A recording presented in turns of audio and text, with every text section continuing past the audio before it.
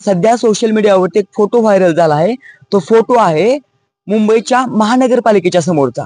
तिथल्या एका खांबावरती एक जिगरबाज मावळा आहे. तो जिगरबाज मावळा त्या ठिकाणी झेंडा अडकवतो आहे.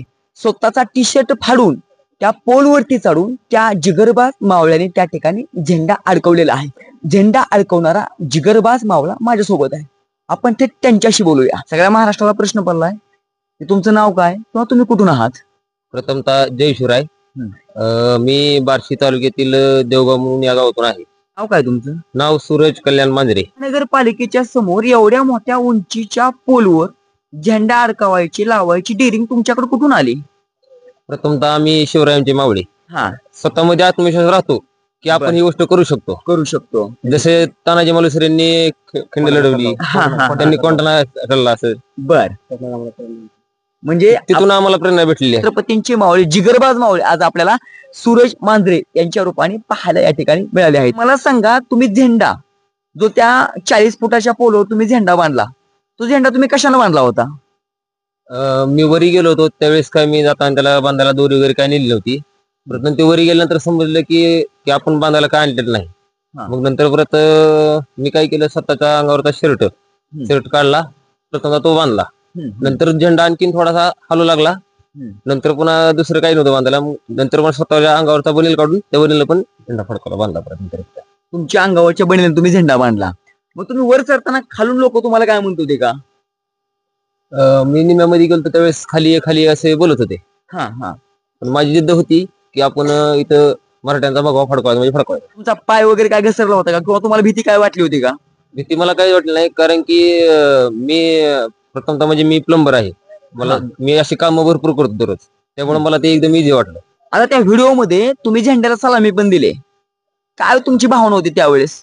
भगवा झेंडा म्हणजे आपला मान आहे, सन्मान आहे, अभिमान आहे, त्यामुळे झेंड्याला सलामी दिली. आरक्षणाची गरज का आहे, काय वाटतं तुम्हाला?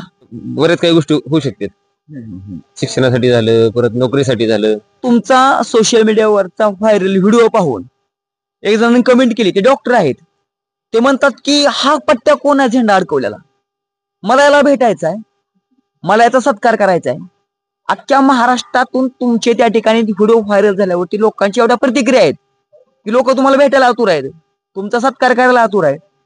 सत्कार स्वीकारचाल का, किंवा त्या लोकांच्या ज्या लोकांना तुम्हाला भेटायची आतुरता आहे त्यांना काय सांगाल तुम्ही? जसे की भगवा फडकावला, पण आपलं आरक्षण भेटलं, हाच माझा मान आहे, सन्मान आहे, आणि सत्कार हाच मी स्वीकारू शकतो. तुम्ही जो झेंडा लावलाय, आता बऱ्याच लोकांची अशी मागणी आहे की तो झेंडा कायमस्वरूपी तिथंच राहावा. खरंच तिथं राहावा का कायमस्वरूपी आपला तो झेंडा? माझी प्रशासनाला विनंती आहे की तिथं एक आणखी एक असा झेंडा कायमस्वरूपी राहावा, अशी माझी इच्छा आहे. विजयाचा ध्वज कायम फडकवला पाहिजे. म्हणजे आपण बांधवांना बघता या ठिकाणी सूरज मांजरे असंही त्या ठिकाणी म्हणतात की तो जो काय भगवा ध्वज आहे तो त्या ठिकाणी मराठे आरक्षणाच्या लढ्यासाठी येऊन गेलेत, ही इतिहासाची साक्ष आहे, आणि त्या इतिहासाच्या साक्षीदार राहावा म्हणून तो झेंडा कायमस्वरूपी तिथंच राहावा, अशी सूरज मांजरे यांची या ठिकाणी मागणी आहे. संघर्ष होता मनोज दादा जरांगे पाटलांविषयी तुम्हाला काय वाटतं? दादा असं व्यक्तिमत्व आहे की तो माणूस म्हणजे निस्वार्थ आहे, आणि त्याने समाजासाठी आपले प्राणपणाला लावले आहेत. दादांच्या लढ्यामध्ये तुमचा पहिल्यापासून सहभाग आहे या आरक्षणाच्या लढाईमध्ये? आरक्षणाच्या लढाईमध्ये पहिल्यापासून सहभाग आहे दादांच्या लढाईमध्ये. आरक्षणाच्या लढाईमध्ये या गावाची भूमिका काय आहे? माझं गाव बार्शी तालुक्यातील देवगाव आहे. पण जसं की मनोदांचा लढा चालू आहे मराठ्यांचा, तेव्हापासून आमच्या गावातील प्रत्येक जनतेचा नागरिकांचा पहिल्यापासून त्याच्यामध्ये मोठा हात आहे. जरी मध्ये आता मुंबईला अन्न पुरवठा कमी पडला होता, तर आमच्या गावामधून पण भरपूर असं अन्नदान वाटप झाले होते, आलेले होते. मुंबईच्या महानगरपालिकेच्या समोर झेंडा फडकावा हे तुमच्या मनात का आलं, कसं का आलं? मुंबईतील प्रशासनाला समजले पाहिजे की मराठी आरक्षणासाठी काही करू शकतात. 6 दिवस होतं तिथं,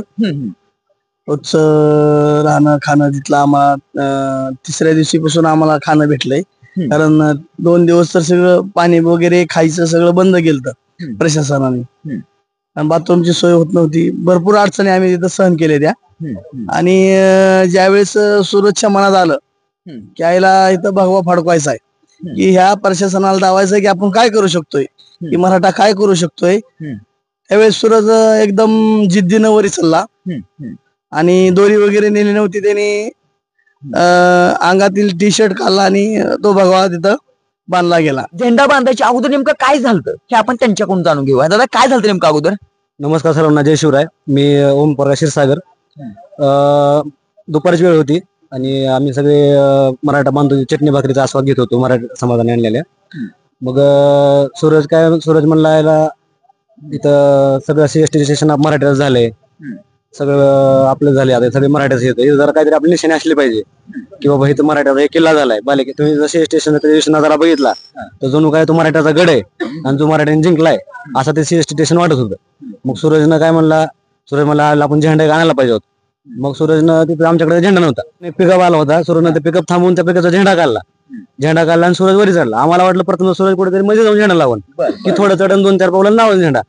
पण सूरज मध्ये गेला. सूरजला म्हणलं सूरज झेंडा लाव, कारण आम्हाला काळजी होती की बाबा सूरज गावातला आमच्या सोबत आलेला पोरगा आहे, काय होणे हातापायचं काय म्हणजे बरं वाईट होणे काय चांगलं वाईट होणे. मग आम्ही त्याला म्हणतो सूरज वरी जाऊ नको, खाली झेंडाला वापस या. पण सूरज असे दिन पेटला माणूस आहे, प्लंबर आहे आणि त्याच्या कल्लीत तो निपुण आहे. प्लंबर माणूस असल्यामुळे तो पटायचा चढणार वरी चढणारा. आणि आताच नाही तर आपण मराठी पहिल्यापासून सगळ्या गोष्टी पटायत आहेत. बरोबर आहे. तानाजी मालुसरे असतील, बाजीराव देशपांडे असतील, आपल्या कलाकार बहुरूपी आपल्याकडे होते, पहिल्यापासून मराठी सगळ्या गोष्टी पटायत आहेत. मग सूरज वरी गेला अर्जात. आता सूरजला काय मध्ये बांधायला काय नव्हतं. मग सूरजला एकदम म्हणला दुरी आणून दे. मग सूरज एकदम दुरी आणायला सूरज उडी जायला लागला. अजून सूरजला सगळे लोक ओरडत होते की सगळ्या सूरजची काळजी की सूरज काय होणे आपला मराठा बांधव आला इथनं मुंबईतनं, त्याचा काय बरं वाईट होईल लोकांना. कारण की आपल्याला आरक्षणाला काहीतरी गालबोट लागायचं काम त्यातून होईल आणि प्रशासनाला आपल्याला दबाव आणायचं काम त्यातनं काहीतरी होईल असं सगळ्याला वाटत होतं. पण सूरज मराठ्याचा पोरगा आहे, मराठा मावळा, मला वाटत होतं सूरजला पहिल्यापासून ओळखत असल्यामुळे मला माहिती होतं सूरज काही वाटत थांबणार नाही. सूरज वरी चढला. सूरजनं मग बांधायला सूरजनं शर्ट काढला, शर्ट बांधला, तरी पण तो झेंडा थोडा डगमगत होता. त्याला वाटायचं की बाबा झेंडा खाली पडून काय तुरे, आणि मग त्यानं बनेल काढून मग सूरज पूर्ण झेंडामधून सूर्यानं झेंडा समाज खाली आला. आणि मग खाली आल्यानंतर सूरज सगळ्यांनी कौतुक केलं. म्हणून दादा रंगे पाटलांनी जे समाजासाठी केलंय ते समस्त देवगाव ग्रामपंचायत असेल, देवगावकडून आमच्या सगळ्यांचं गाव त्यांचं आभारी आहे. मला सांगा, तुम्ही आज एवढा व्हिडिओ व्हायरल झालाय, माझ्यासारखा एखादा असता तर स्वतःचा उदो केला असता. तुमच्या चेहऱ्याकडे बघून तुम्हाला असं कुठला म्हणजे असं वाटलं नाही मोठेपणा किंवा काही वाटत नाही तुम्हाला? काही वाटलं नाही. हे मी जे केलं ते आपल्या समाजासाठी केलं. हा, त्याच्यामुळे मला काय असं काही मला पकडून भेटावे असं मला काही काही वाटलं नाही. आणि कधी वाटलं पण नव्हतं हा फोटो एवढा व्हायरल होईल, एवढा व्हिडिओ व्हायरल होईल वाटलं नव्हतं. हा, कारण की व्हायरल होण्यासाठी केलेलंच नव्हतं, हे काम समाजासाठी केलं होतं. आणखीन एक प्रश्न असा होता, सरकारने जर आरक्षणामध्ये पुन्हा त्या ठिकाणी खोळंबा घातला, काय आडकाठी आणली, तर तुमची पुढची भूमिका काय असेल? पुढची भूमिका म्हणजे आम्ही परत आणखीन नवीन लढणार. बांधवांनो, हा व्हिडिओ तुम्हाला कसा वाटला हे आम्हाला कमेंट करून सांगा आणि तुमच्या हक्काचा हा युट्यूब चॅनल सबस्क्राईब करा आणि हा व्हिडिओ जास्तीत जास्त लोकांपर्यंत पोहोचवा. धन्यवाद. जय जिजाऊ, जय शिवराय.